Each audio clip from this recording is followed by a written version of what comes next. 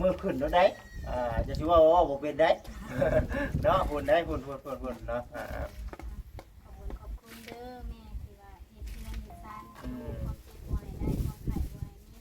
แม่เฮ็ดให้ลูกมีพ่อหาคือในร้อยเท่าพันเท่าเด้อแม่เด้อโดยแล้วก็แม่ที่เจ้านายให้นำเนาะทุกคนอะไรที่ว่า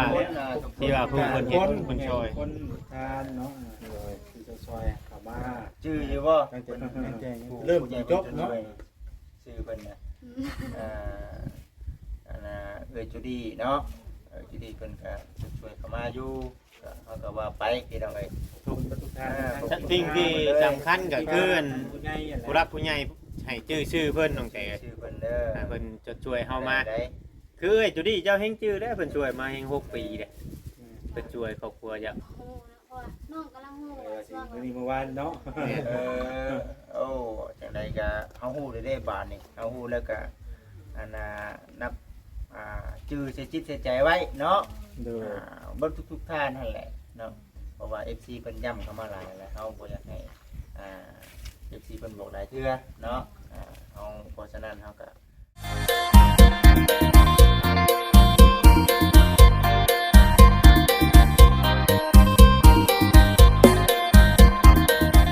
เปิดภาพขึ้นมาพี่น้องเนาะกับทักทายสบายดีพ่อแม่พี่น้อง FC อีกเท่านึงพี่น้องเนาะเบิดสุขุสุคนทางฝั่งไทยฝั่งลาวพี่น้องเนาะทางน้องพี่น้องเอ้ยมาฮอดเฮือนเพิ่นแล้วพี่น้องเอ้ยเนาะมาฮอดเฮือนเพิ่นแล้วเห็นแล้วละพี่น้องตั้งแต่เฮ็ดบ้านเฮ็ดเฮือนให้เห็นแต่ในรูปนี่แต่เบิ่งเนาะสบายดีเด้อเบิดสุขุสุคนเด้อสบายดีสบายดีโยเป็นอะไรน้องแต่งามบ่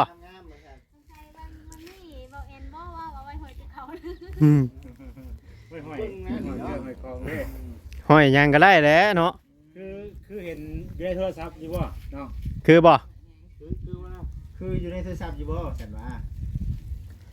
งามกว่ามันบ่คือเด้อสิดอกว่างามกว่านี่คือจะถ่ายเนาะไม่ได้จับงามกว่านี้โทรศัพท์ก็เนาะขึ้นเบิ่งเนาะขึ้นบ่ขึ้นแล้วแหละสิเป็นยังเนาะขึ้นแล้วเฮ้ย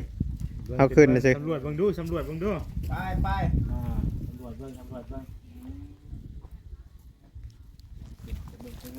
เขาเป็นงานเป็นยังนั่นอยู่บ่แบบว่าเรายังแบบยังมีเด็กอยู่เลยสบายดีน้องเนาะหอดเฮือนหอดชานสบายได้เป็นตู้มีตู้ผูกตั้งเป็นตู้แก้วมีหมูมาได้เป็นตู้แก้วบาทนี่สบายดีน้องทิ้งหนุ่มมือได้สบายดีแก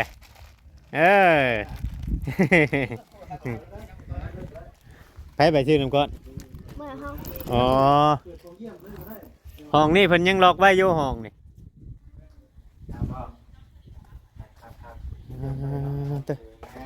เนี่ยพี่น้องเนาะทางคอยเชนครับเครื่องอันนี้เป็นเครื่องโคมของเพื่อนน้องเนาะเครื่องเพื่อนโอ้น้องเต๋ได้เครื่องลายดิน้องเต๋เต็ม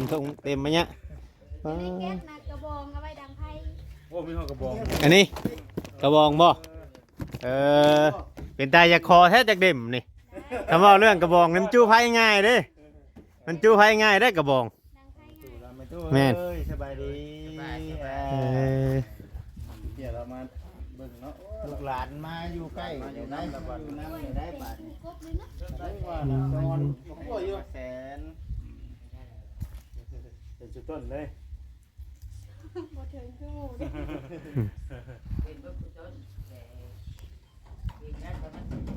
ต้องได้ขุดได้นี่ได้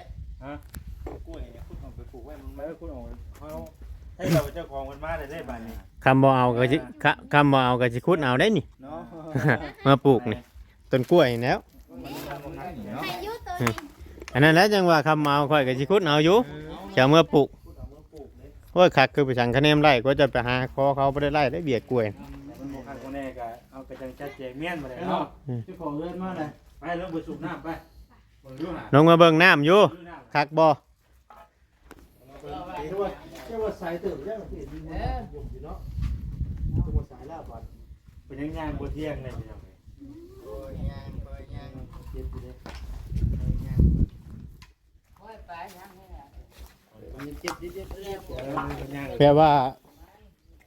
เขาว่าเฮาย่างแห้งนี่มันต่ำบ่น้องแต่บ่ได้นั่นบ่ มันบ่เจ็บดอกแบบตอนแรกบัดเฮาสินอนพุ่น อ๋อมันสิเจ็บเป็นบางเวลา ปวดเลยเนาะอากาศหนาวเนาะ อืม บ่กลัวทำนี่เนาะ ตึงเนี่ย ทันได้ตึง ตอนนี้เลยที่บ่เรือนในสุดแดดนี่ยัง นี่เด้อเดืองเลยเด้อ มากล้วยหยังตัวนี้คือเป็นเดียมไหม เดี๋ยวมันฮักเด้อก ล้วยอันเดียว ทำไว้น้ำหาไม่เข้า มันบ่ได้แม่นแบบเดียวกันนะมากล้วย วันนี้น้องเจ้าของกองหน้ามันยังเบิ่งถึงได้อยู่บ่น้องบ่ ได้บ่ได้ก็ต้องดองนะ ก็ใส่แล้วใช่ไหม ขึ้น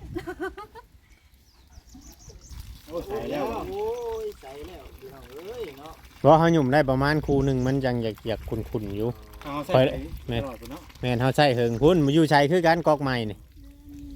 พุดน้ำไหลพุ่นเนาะ น้ำมันไหลออก แล้วเดี๋ยว น่าจะค่อย ต่อไป มาแล้วเจ้าก็ให้อันผัวเจ้า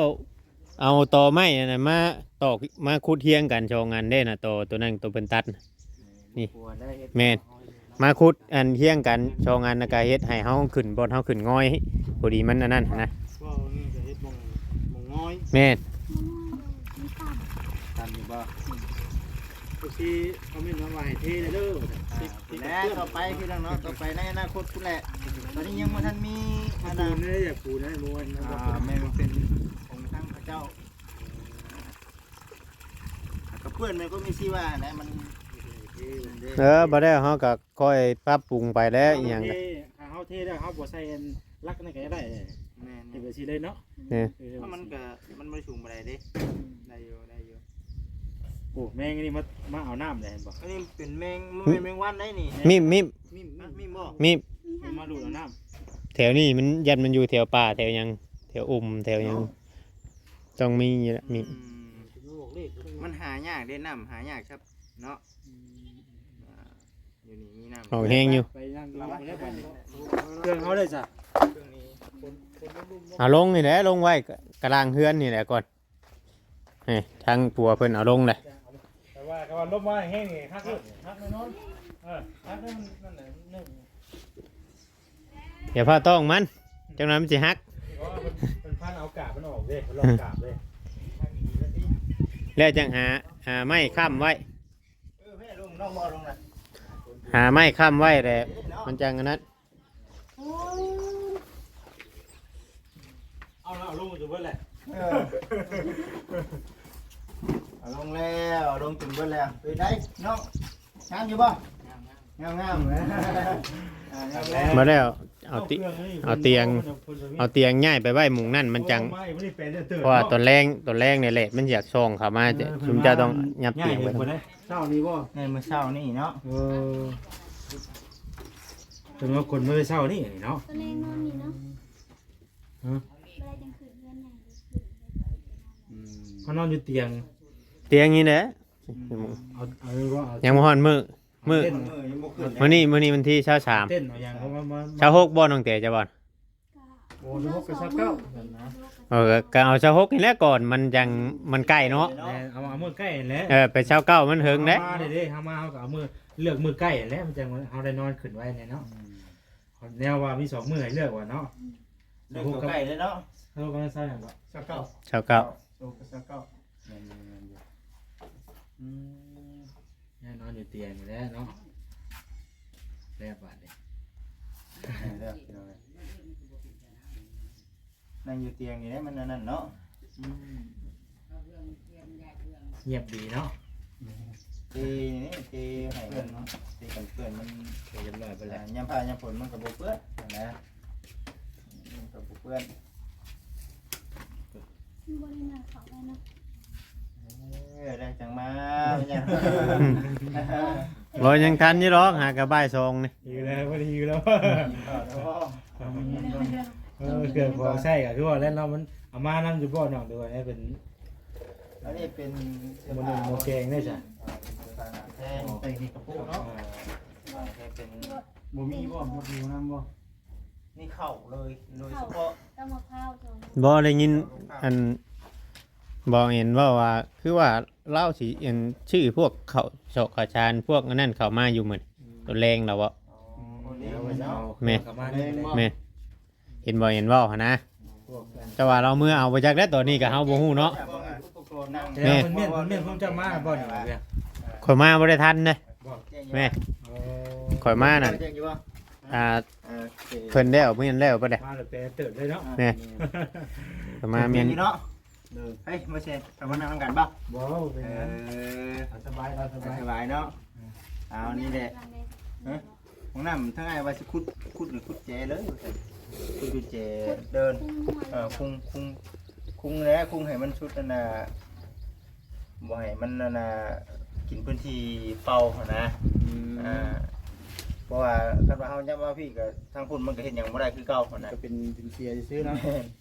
เราต้องคุดให้มันสร้างได้ เป็น แล้ว เจ้าแต่ถ้า ว่ากับทางทางแก้วน้องสระพังเมืองคันว่าเพิ่นแล้วเวียกแล้วธุระก็เฮาก็ให้เพิ่นมาดำเนินการไปแล้วไปเนาะแล้วก็คือว่าในแหละบัดนี้มาเบิ่งเฮือนเบิ่งชานนี่ก็โอ้สวยงามเนาะมาฮอดมาถึงแล้วพี่น้องเนาะอันนี้ก็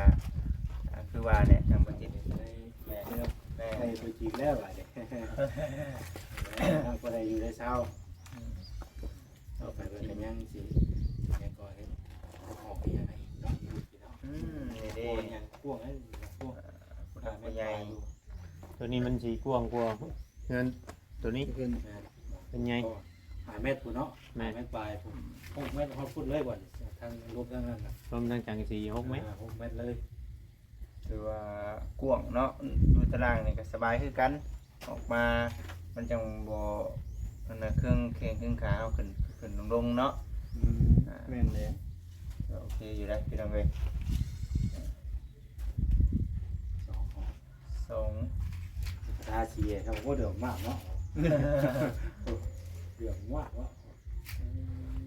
อันนี้ เขาเบาเอ็นกับเบาวัดเขามาเมื่อช่วงจิกายไปหันให้เราคือบ่เห็นเนาะ เพิ่นว่าสิไปกินข้าวเพิ่นเสียมาบอกน้อง บ่ ไปกินข้าวก่อน แกงเฮ็ดไปจังเนาะ แล้วสิ ไปกินข้าวทั้งนั้นบ่ ยันแม่น แล้วอาหารเปื่อยอย่างที่ใกล้อันนี้ คือว่าได้ทางนั้นมันก็เฮามาทางนี้เก่งเฮ็ด บ่ได้มีกับข้าวได้เดี๋ยวนี้เนาะ อาหารเปื่อยเฮาใกล้ที่สุดแล้วเนาะ แม่นน้ำหันเนื้อไก่ชุด อาหารเปื่อยเฮาอยู่เฮากินนี่แล้วไก่ เพราะว่า สุดแล้ว ไปทั้งหมดนี่มีแต่เก่งเฮ็ดที่จะว่านะ แม่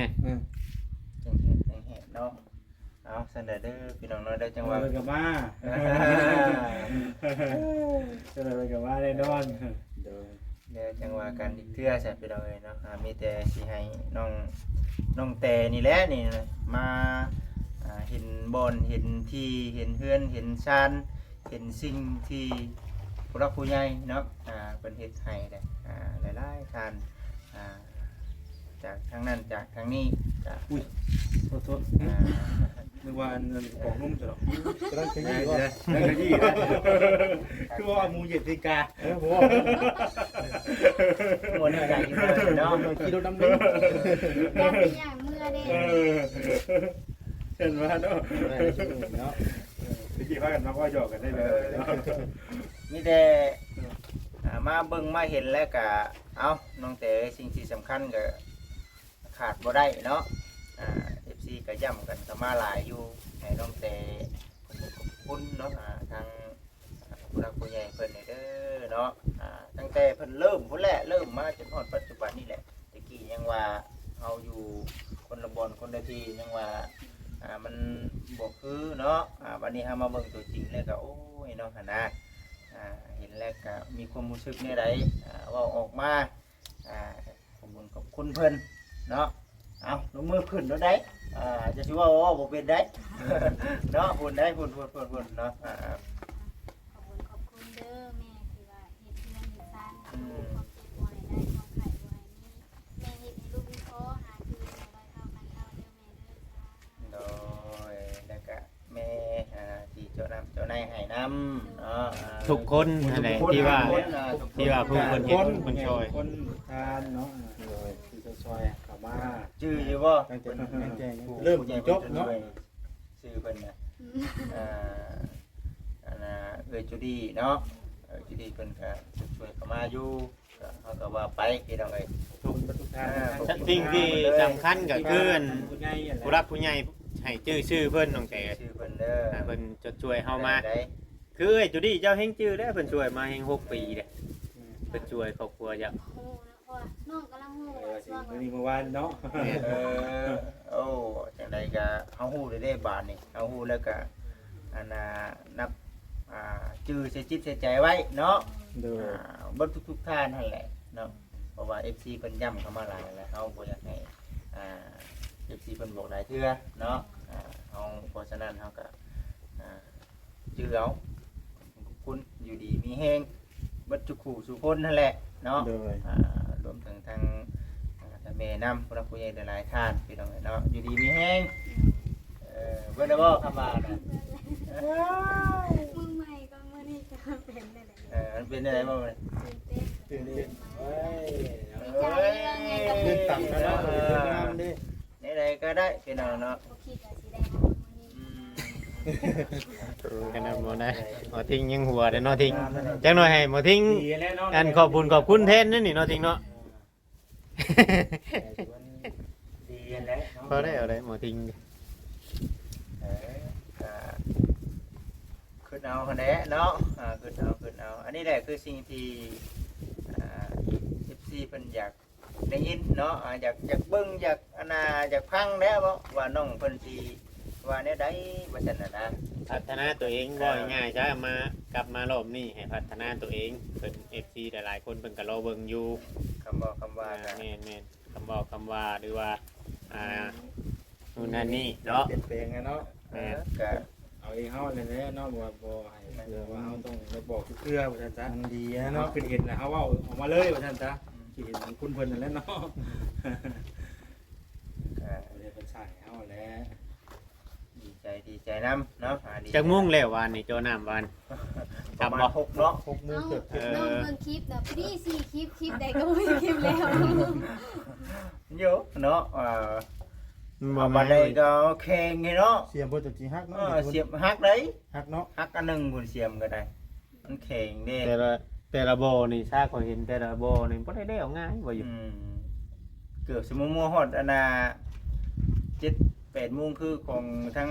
บ่าวสดีอันมันบ่าวเวียงเนาะบ่าว โจ เวียง ของน้องใช่ล่ะปีกายนี่ปีพอโจหัน3 ทุ่มข่อยจนจังในเมือฮอดเฮือน3 ทุ่ม4 ทุ่มมันจนค่ำเด้ใต้ไฟโจมันต้องคืนเพื่อเป่าเพื่อหยัง นั่นแหละ บ่ได้นอนกลางมุ้งอยู่นี่นะบ่ได้เนาะ จะ แต่ว่า ไป มีเต็นท์มีอันยังเนาะมีเต็นท์สิฮักเนาะฮ้อนบ่แม่นบ่เนาะเต็นท์ อันนี้ก็ขึ้นอยู่กับทางน้องๆได้บาดนี้เนาะเรียกไผจักดีได้บ่เนาะ แม่น เตรียมยังไงเนาะ หรือว่าอยากนอนเผาเฮือนใหม่ก็สุดแต่ว่าเนาะเฮาก็บ่ได้ว่า โอ้ยได้อยู่ดอกสิเป็นมาจัง อืม เฮานอนอยู่นี่ก็นั่นอยู่ นอนกระด้างบ่ ใครกลัวจุมเจ้านอนอยู่ป่าอ้อยตะกี้อยู่ดอก มันก็เย็นได้เนาะ ป่าอ้อยนุ่นชันนะ เออ ก็บ่แตกต่างกันหยังดอกอันนั้นน่ะกับอยู่นี่แฮงอุ่นกว่าเนาะ โอ้ยเนาะ อ้าวอยู่ป่าอ้อยนุ่นชันตั้งแต่เฮือนยังบ่ได้ปลุกตะกี้แฮงบ่มีเฮือนคนแล้วอันน่ะ เขาก็เฮียนกัน